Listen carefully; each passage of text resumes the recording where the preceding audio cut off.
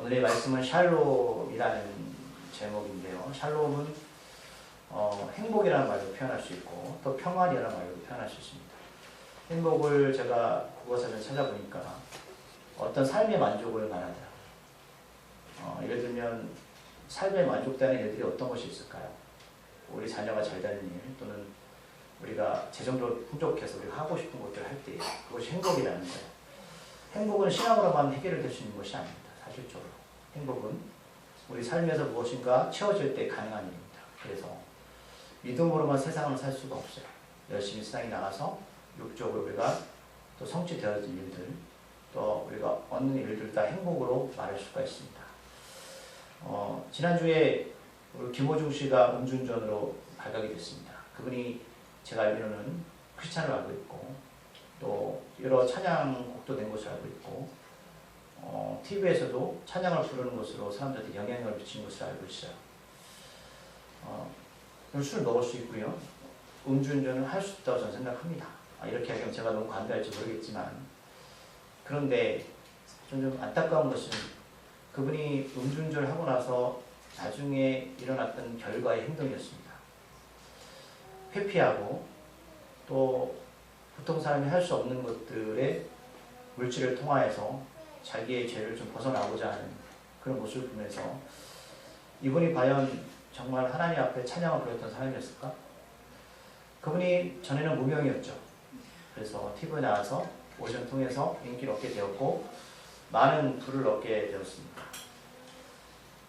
그 부가 그분한테 어떤 결과를 가져왔는지 여러분 아실 거예요. 그리고 그분이 술을 먹었던 장소도 추측이지만 우리가 상상할 수 없는 고급 술집에서 여러분 한 사람 한 달 월급 이상의 것들을 지출하는 그런 술집에서 음주를 한 것을 알고 있어요.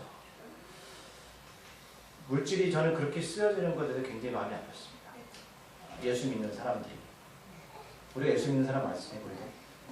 아니나요? 오늘 행복이라는 건 단순하게 제가 앞에서 믿음으로만 살 수 없다고 말씀드리니까 여전히 그리스도인들이 신앙 안에서 내가 무엇인가 부족해도 마치 내가 행복한 점 사는 그 모습들이 안타까울 때 있다는 소리입니다. 여러분 너무 세뇌적으로 하지 마세요. 그런데 오히려 김호중 씨의 삶을 바라보면서 느꼈던 것은 여러분들이 맹목적으로 추구하는 그것들이 결과적으로 여러분들 더 망가뜨릴 수 있다는 겁니다. 예수가 없어요. 그래서 때로는 믿음은 강압적이 될 수도 있고요. 때로는 믿음이라는 것은 복종이라는 우리가 하기 싫은 자리에 들어갈 수 있습니다. 왜요? 하나님 우리를 살리시기 위해서. 그렇죠? 오늘 14절에서 하나님께서 우리에게 우리의 화평이 되셨다라는 말씀은 그때 말씀드렸지만 이것은 명확한 화평이 뭐냐면 우리가 생각하는 세상의 행복과 평안을 말하는 게 아니고 오늘 에베소의 이 교우들한테 쓴 편지의 내용은 에베소 교인들 이방인들입니다. 그리고 그 전에 하나님을 알았던 유대인들. 유대인들은 그들이 거룩한 백성을 생각했고 하나님께 선택받은 백성을 생각했습니다. 구원받은 족속들. 이방인들은 멸망받은 사람들. 그래서 이방인은 절대로 하나님 나라에 들어갈 수 없는 사람들이라고 그렇게 생각했습니다. 오늘 이 발성이 말하는 화평은 바로 그런 유대인과 이방인들의 화평을 말합니다. 좀 개념이 다른 거예요. 그래서 이 본문을 보시면서 행복하다, 평안하다 이 말씀을 보시면 안 된다. 그러니까 바울이 에베소 교우들한테 이 편지를 쓰는 건 목적은 구원받은 백성들, 그리스도인들, 그들이 저는 이방인들이었다라는 겁니다. 이방인은 지옥 갈 수밖에 없겠죠. 그런 이들이 유대인들처럼 막혔던 그 단이 어떤 존재를 통해서 하나가 되었다라는 것을 표현하는 겁니다. 그래서 오늘 14절에 보면 그는 라는 분을 우리가 잘 알죠. 그는 누구십니까? 예수님, 우리의 화평, 평안, 행복, 샬롬이라고 말합니다. 근데 왜 샬롬이 되냐면 어떤 우리가 부족한 부분이 채워져서 샬롬이 아니라 우리는 하나님 안에 들어갈 수 있는 존재가 아니었다는 겁니다. 자, 바울의 개념은 그거예요. 우리가 믿는 믿음 신앙이 뭐냐면 세상에서 어떤 것들이 충족되어졌을 때 오는 행복은 아닙니다. 우리가 느끼는 예수를 모르는 사람도 행복합니다. 우리도 마찬가지죠. 우리가 처음에 행복하죠. 그러나 바울이 말하는 여기서 화평은 그런 것들을 말씀하는 게 아니고 다시 말씀드리지만 하나님 안에 들어갈 수 없는 존재들이었다는 겁니다. 하나님이 생각하는 세상에서 가장 불쌍한 존재가 누구냐? 무엇이 부족해서 또 무엇이 많아서 이게 아니고 하나님 안에 속할 수 없는 존재들입니다. 이게 바로 가장 불쌍한 존재들이라는 겁니다. 그래서 그는 원수라고 하나, 원수된 것. 예수님은 그래서 그 예수님 때문에 우리가 화평이 됐는데 둘로 하나를 만드셨다. 이 둘은 누구라고요? 이방인들과 유대인들입니다. 그래서 이들이 원래는 원수가 되었습니다. 근데 원수가 어떻게 됐냐? 바울이 표현하는 것은 중간에 담이 있었다는 거죠. 이거는 그냥 우리를 이해시키기 편하기 위해서 어떤 담이 있었는데 양쪽에 담 때문에 하나가 될 수 없었습니다. 그런데 그것을 하나님이 예수님이 자기 육체로 이 담을 허무셨다. 이걸 그냥 표현하는 거예요. 여러분들이 어떤 사람이 있었는데 그쪽은 너무 좋은 거예요. 한쪽 편 너무 좋은 거예요. 근데 거기를 건너갈 수는 없어. 이 담 때문에. 이 담은 사람의 힘으로는 허물 수 있는 것이 아니다라는 거죠. 근데 그 담을 누가 허무셨냐면 예수님이 허무셨습니다. 근데 이 담이 뭐냐? 15절에서 이 담이 뭔지를 말씀하고 있어요. 읽어볼게요. 시작. 법조문으로 된 계명의 율법을 폐하셨으니 이는 불로 자기 안에서 한 세 사람을 지어 화평하게 하시고. 아멘. 그 담이 있었는데 이 담이 뭐냐면 율법이라는 담이라는 거예요. 근데 여러분들 보면 율법은 우리가 생각하는 거는 뭘까? 여기서 에베소에서 계속 말하는 율법이 뭐냐면 너희들이 어떤 착한 행위로 구원받을 수 있다는 생각들이었죠. 여러분 하나의 율법은 세상에 없던 것들이 아니었습니다. 그럼 십계명이 세상에 없던 것들이었습니까? 원래 있었던 것을 그거를 문서화시킨 겁니다. 그래서 그거를 하나님 우리에게 법으로 주신 것 뿐이에요. 언약이라고 말하죠. 그 약속 때문에 우리가 원래는 유대인과 다른 존재였다는 거죠. 하나님의 거룩한 백성이 되었다라는 전제 조건이 뭐냐면 그들한테 모세를 통해서 처음에 법을 주신 게 하나님의 백성이 된 이유예요. 그리고 그때 뭘 줬죠? 가나안 땅을 줬죠. 땅과 법과 사람이 있다는 것은 국가를 이룰 수 있는 전제 조건이 되는 겁니다. 근데 우리한테 그게 없었다는 거예요. 근데 법을 왜 주셨냐면 법을 통해서 구원받으러 주신 게 아니라 법을 통해서 우리의 죄를 깨달으라고 법을 주신 거예요.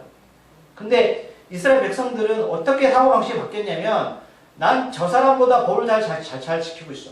우월성 또는 우리는 하나님 주신 법이 있어서 난 너와 달라라는 그런 특권의식을 갖고 살았단 말이에요.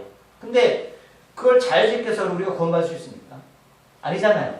근데 에베소에 있는 교우들은 그 법이 아예 없었죠. 처음에는. 근데 예수님이 이 땅에 오셔서 법조문으로 된 계명의 율법을 다 없애셨는데 우리가 없앴다고 생각하면 여러분 착각하지 마세요. 예수님이 이 땅에 이렇게 말씀하셨습니다. 나는 법을 없애러 온 게 아니라 법을 완전하게 하러 왔다. 무슨 뜻이냐? 우리는 어떤 행위로 구원받을 존재가 아닙니다.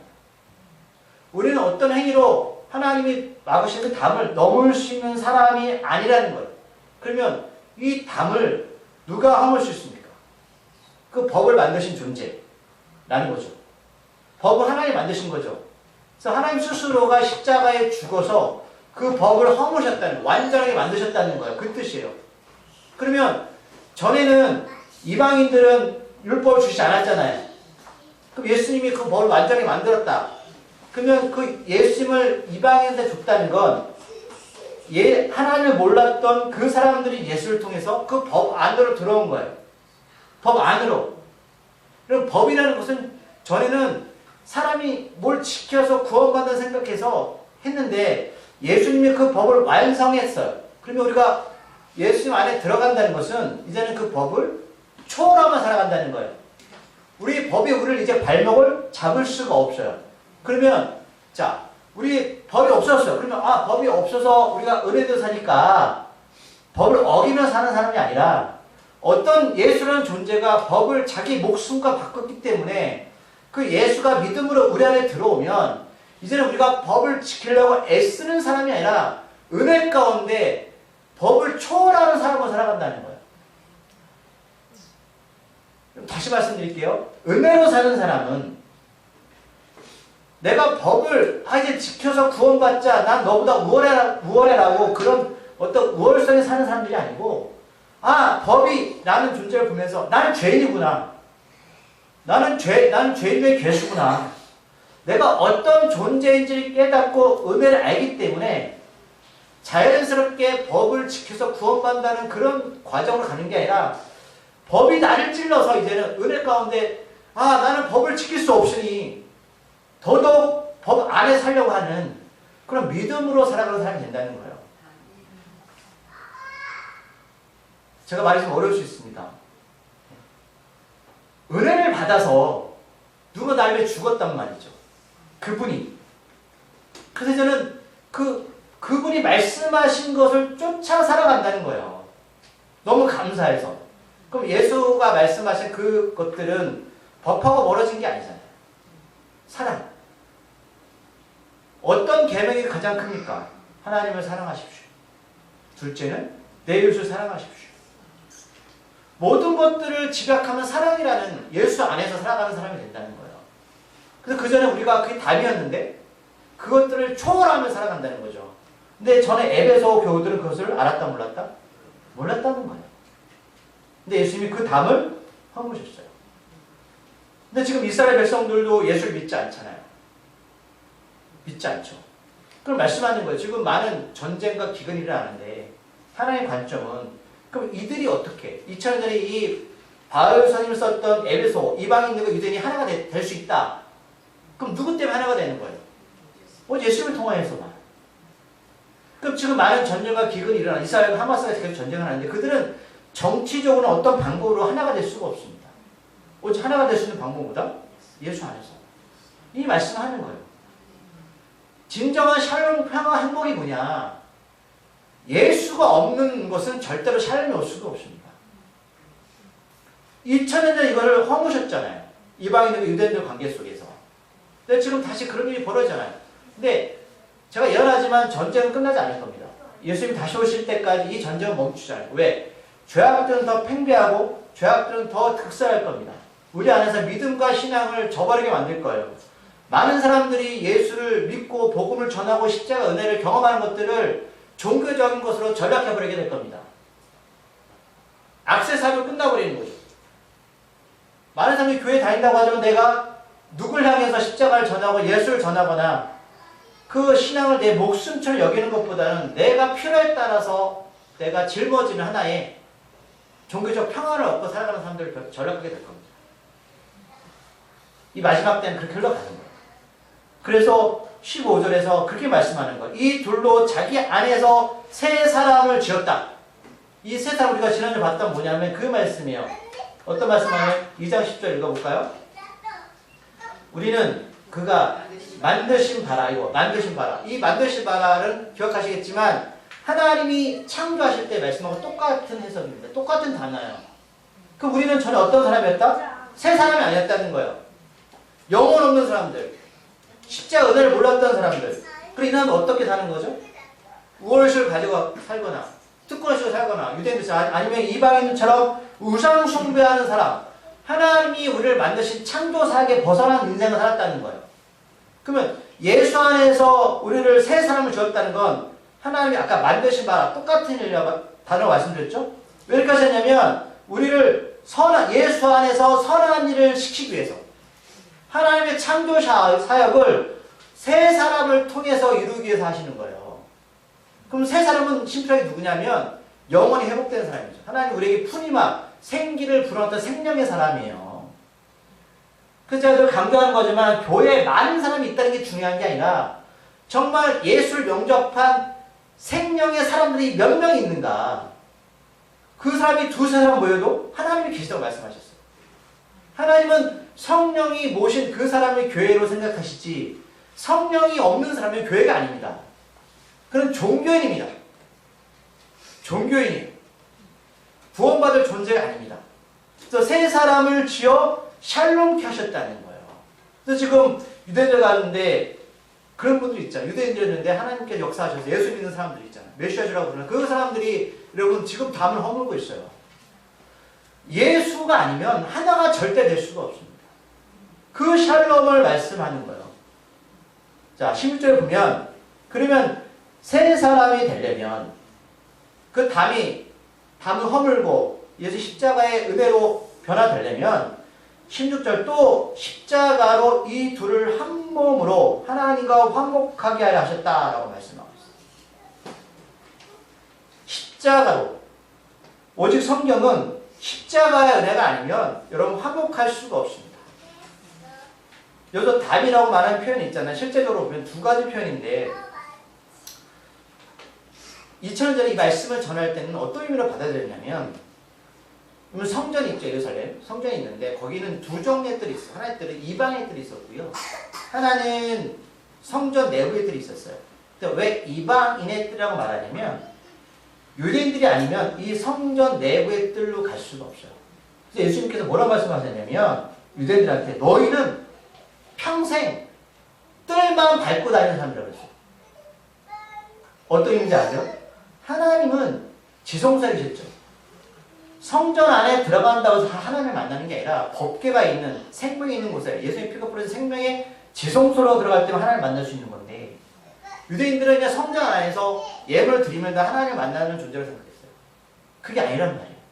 자, 그런데 어쨌든 간에 이 성전 안에 이방의 뜰과 성전 내부의 뜰이 있는데 왜 이방의 뜰이냐면 유대인이 아닌 사람들도 여러분 하나님을 믿는 사람이 있었어요. 여러분들 오해하시는 건 예수님 전에 다 유대인만 성전에 왔다고 생각하시면 안 돼요. 자, 출애굽할 때 12지파가 줄줄 가죠. 앞에는 법궤가 갑니다. 맨 앞에는 법궤는 생명이잖아요. 예수 그리스도가 앞에 가고 12지파가 순서에 쭉 가는데 맨 뒤에 누가 따라오냐면 잡족들이 따라갑니다.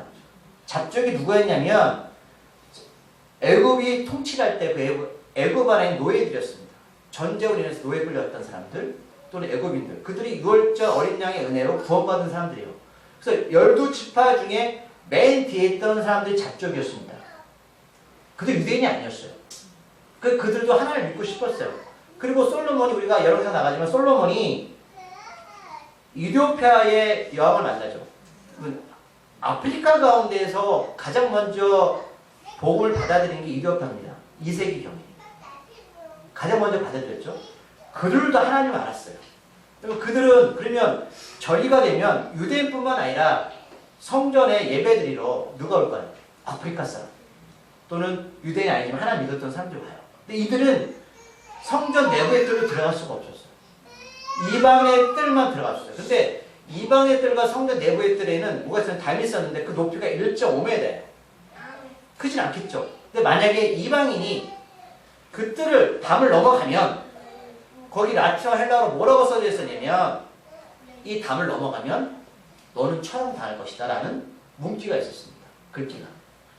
그러니까 이방인들은 하나님 만나고 싶어서 성전 내부의 뜰로 들어가고 싶지만 들어갈 수가 없는데 이 담이 언제 허물어졌냐면 실제적으로 제가 늘 말씀드렸죠. AD 70년에 로마 장군 티터 장군에서 담이 허물어졌습니다. 이 담이 허물어졌단 말이에요. 이건 보이는 담이었고 그럼 영적인 담은 언제 허물어졌죠? 예수님이 십자가에 죽으셨고 그 담이 허물어졌단 말이에요.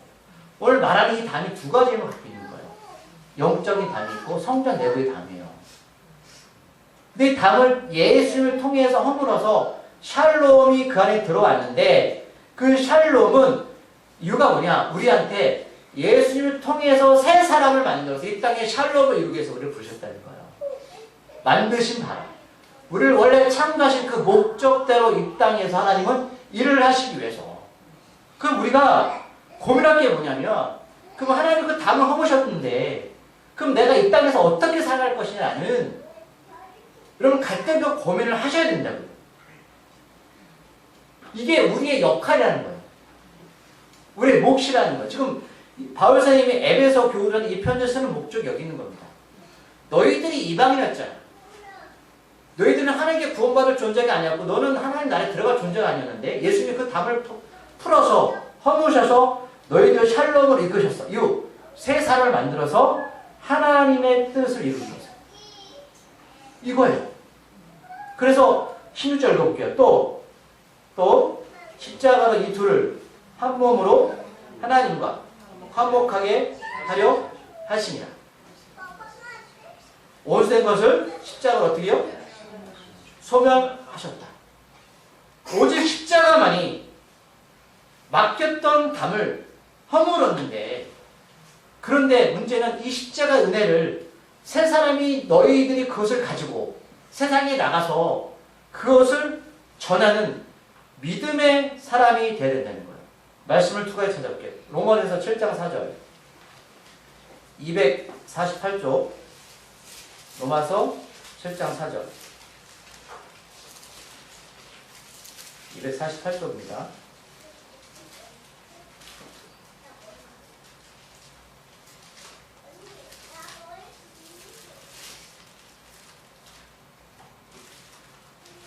로마서 7장 4절 읽어볼까요? 시작. 그러므로 내 형제들아 너희도 그리스도의 몸으로 말미암아 율법에 대하여 죽임을 당하였으니 이는 다른 이 곧 죽은 자 가운데서 살아나신 이에게서 가서 우리가 하나님과 열매를 맺게 하려 함이라. 아멘.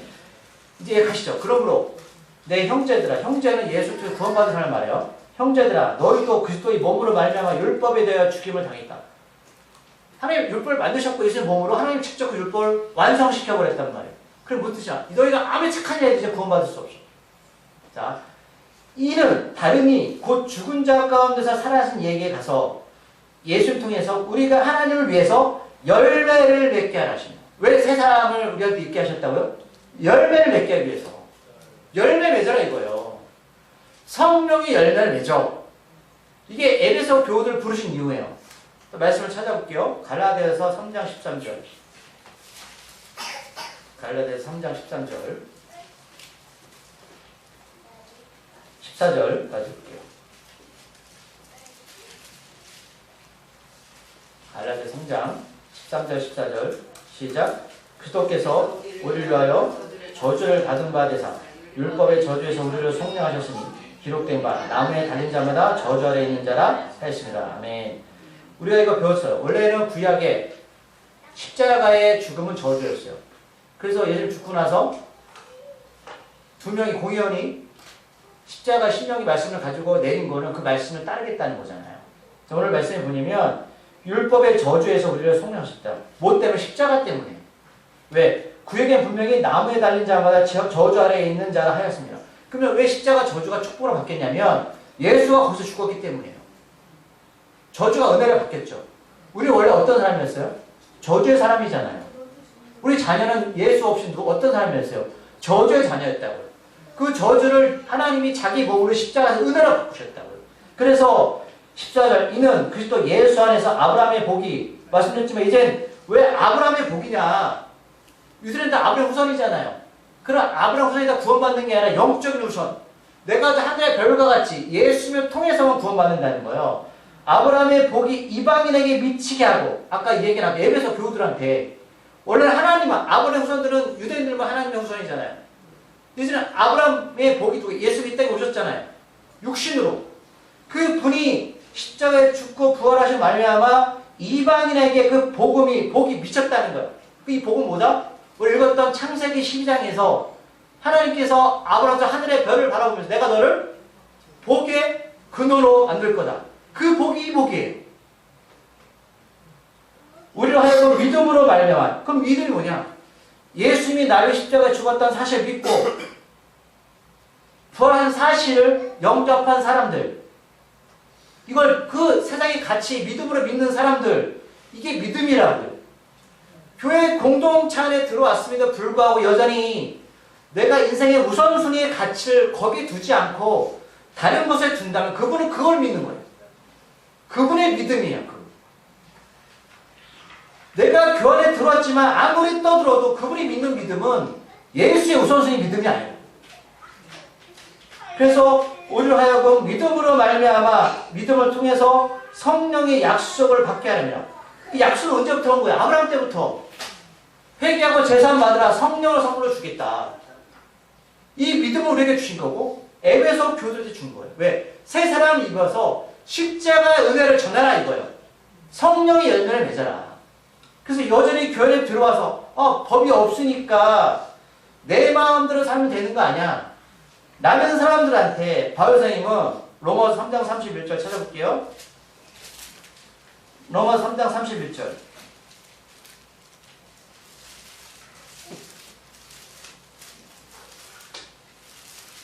243쪽 시작.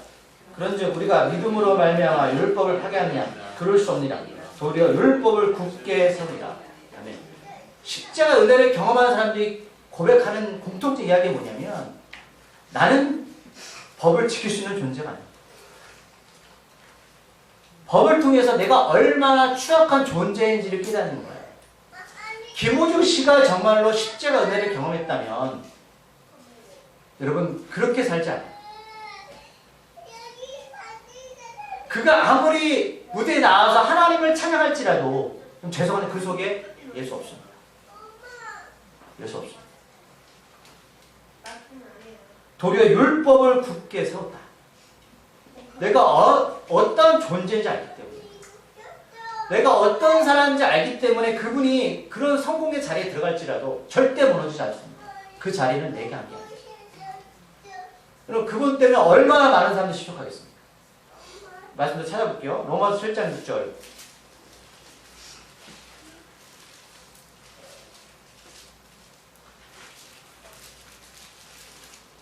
(6절) 7절까지 읽어볼게요. 시작. 이제는 우리가 얽매였던 것에 대하여 죽었으므로 율법에서 벗어났으니 이러므로 우리가 영의 새로운 것으로 섬길 것이요 율법 조문에 묵은 것으로 아니할지라. 아멘. 우리가 영의 새로운 것을 성령께서 그걸 뛰어넘게 하셨다고요.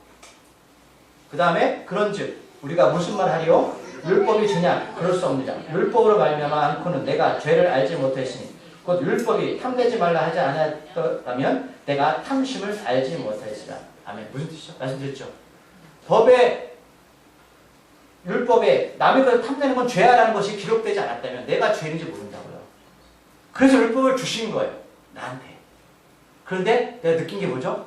나는 어떤 행위로 해서 법을 잘 지켜서 구원받을 수도 없다? 없다.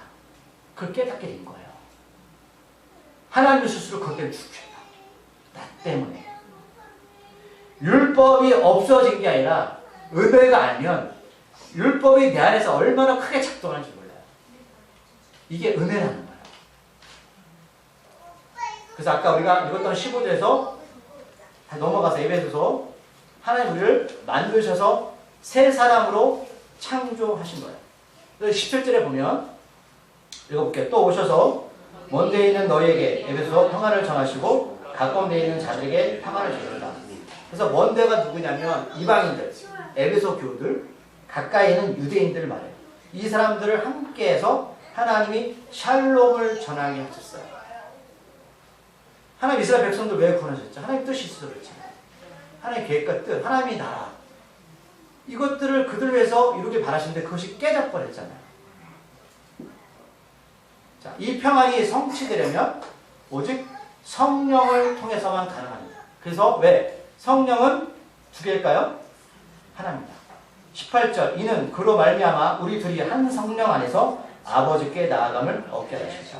그럼 이런 생각하죠. 하나님 우리를 세 사람 빚어서 우리 하나가 되게 만드셨는데 이유가 뭐냐고 하셨지만 하나님의 일을 하기 위해서인데 그 하나님의 일의 가장 우선시가 뭐냐면 한 성령 안에서 아버지께 나아가기 위해서. 쉽게 말하면 예배자예요. 예배자. 전에는 성전 안에서 누구만 예배 드렸습니까? 유대인들. 이방인들은 이방들에서만 예배 드렸죠. 그 성전 안에 들어갈 수가 없었어요. 제가 이걸 성막 공부하시는 분들 아시죠? 지성소도 대제사장만이 1년에 한 번 들어갑니다. 그럼 하나님 궁극적인 세 사람이 뭐냐면 예배자예요. 그 예배자는 전에 구약은 어떻게 예배를 드렸죠? 소나 양 피 흘림. 이제 누굴 통해서만 예배 드리십니까? 예수님 피. 예수님 안에서만 예배 드리는 거예요. 그러면 지금 예수 피를 경험했다면 내 안에 성령이 계신 거잖아요. 성령이 여러 개가 아니죠. 성령 한 분이죠. 모든 성령이 여러분들이 계시고 환경, 인종, 배운 거 다 다르지만 그 지금 전 세계에서 모든 사람들이 한 성령 안에서 아버지께 나갈 수 있는 그 자격을 주신 거예요. 구원하신 이유가.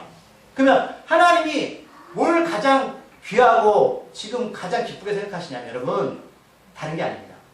예배입니다. 하나님께 이스라엘 백성들 구원하시고 뭐라고 말씀하셨어요? 우리를 왜 구원하셨습니까? 난 너희들을 예배자로 만들 거예요. 예배예요. 근데 예수의 피 없이는 예배를 드릴 수가 없어요. 하나님은 유대인뿐만 아니라 이방인들을 불러서 담을 예수님 몸으로 부셔서 하나님께 나가는 자로 우리를 부르신 거야. 말씀 찾아볼게요. 로마서 8장 15절 16절. 로마서 8장 15절 16절.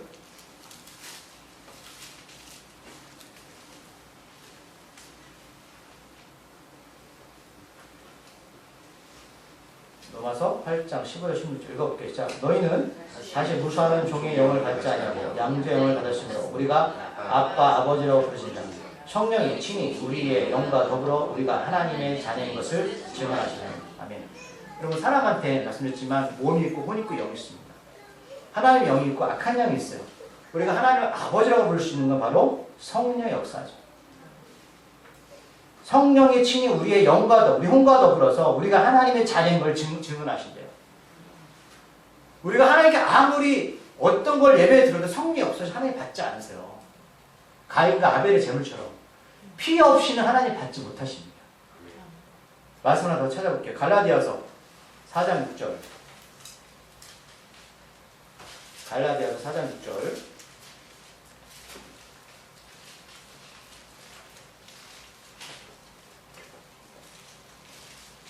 305쪽 읽어볼까요? 시작. 너희가 아들이므로 하나님이 그 아들의 영을 우리 마음 가운데 보내서 아빠, 아버지라 부르게 하십니다. 아멘. 성령만이 아버지라 부를 수 있는 거예요. 우리 아무리 불러도 하나님 받지 않으십니다. 그래서 19절에 보면 그러므로 이제부터 너희가 외인도 아니요 나그네도 아니다. 외인이 뭐냐면 외국인, 나그네는 자원에서 나라에 거저는 외국이나 권리가 없는 자. 쉽게 말하면 하나님의 자녀가 아니었다는 거예요. 하나님의 자녀가 아니었다. 오직 성도들과 동일한 시민에게 하나님 본속으로 삼으셨다. 성도는 하나님의 백성을 말하잖아요. 하나님의 자녀로 삼으신 건 오직 성령 안에서만 가능한 거예요. 자, 이제 말씀을 제가 정리할게요. 여러분, 진정한 삶이 뭔지 아세요? 행복은 물론 우리가 세상에서 추구하는 것들이 내가 원하는 것들이 이루어지면 샬롬이에요. 행복인데 하나님은 그것을 우리에게 삶을 주셨다고 말하지 않아요. 세상의 모든 것들이 말하는 종족, 인종, 차별 이런 것들도 여러분 사람의 행복은 안 돼요. 그럼 거기 넘어가지 마. 사람들이 막 얘기하는 거 있잖아요. 무슨 뭐 좌파나 우파나 또는 정치적으로 어떤 이런 그거 살면 안 돼요. 왜요? 다 자기의 이득권을 살아갑니다. 그러나 오직 샬롬은 예수 안에서만 가능한데 그 샬롬은 성령의 역사라는 거예요. 그리고 하나님이 그렇게 하신 이유가 뭐냐면 그들을 새 사람 만들어서 하나님 창조들을 만들어서 하나님이 예배자로 부르시는 거예요. 예배는 여기서 우리가 끝나는 게 아니라 하나님 나라에서 영원히 드릴 거예요. 하나님 우리를 예배자, 하나님 거룩한 족속의 왕 같은 제사장. 이거는 다 하나님의 성방한 제사장인 거예요. 이게 바로 가족이라는 거예요. 이게 바로 식구라고 하는 성경의 말씀하고 있는 거예요. 우리가 다 같은 가족이고 식구 같은데 여러분 죄송하지만 성령 역사 없이는 안 되는 거예요. 종교로 끝나버리는 거예요. 오늘 그 말씀을 바울쌤이 에베소 교회에 하는 겁니다. 너무 심플해요. 그래서 마지막 다음 주에 보면 그래서 결국은 하나님이 계획이 딱 하나 있는데 그 계획이 뭔지 아세요? 오늘 21절, 20절까지 그 말씀이 나와 있어요. 하나님 영원한 계획이에요. 이 계획이 성취되는 날 예수 오실 겁니다. 여기 안에 비밀이 있어요. 이것 때문에 사단이 난리가 났는데 종교 대통합이 아니라 하나님이 이 모든 세계에 있는 하나님의 몸된 사람들 통해서 하나로 만드실 거예요. 교회를. 예수님 머리 되시고 우리 몸 되는 역할을 만들 겁니다. 이게 하나님이 최종의 계획이에요. 근데 그게 사람의 힘으로 된다 안 된다? 안 되는 거예요. 그래서 뭐 천주교 끌어다가 무슨 종교 끌어다가 막 만들잖아요. 그거 사단 짓을 하는 거예요. 예수 없이는 안 되는 거고 하나님 이렇게 만드실 겁니다. 이거를 바울은 영적으로 깨달아서 성경 안에서 지체하기 많이 하는 거예요. 교회가 어떤 길로 가야 된다. 우리가 어떤 길로 가야 되는 거냐? 지체 한 몸이 되기 위해서 예수 안에서 이끌어 가시고 기도하시겠습니다. 하나님 은혜가 충만하기를 소망합니다. 주여 우리가 어떤 말로 생각으로 하나님께 예배드리는 자가 되지 않기를 소망합니다. 우리가 오직 예수 안에 새 사람 있기를 소망합니다. 성령 안에서 되기를 소망합니다. 우리는 종교인이 아닙니다. 예수의 피로 대성물로 구원받은 사람들입니다. 그 의미를 깨닫게 하시고 믿음으로 가는 자 되게 하여 주시옵소서. 예수님의 이름으로 기도드립니다.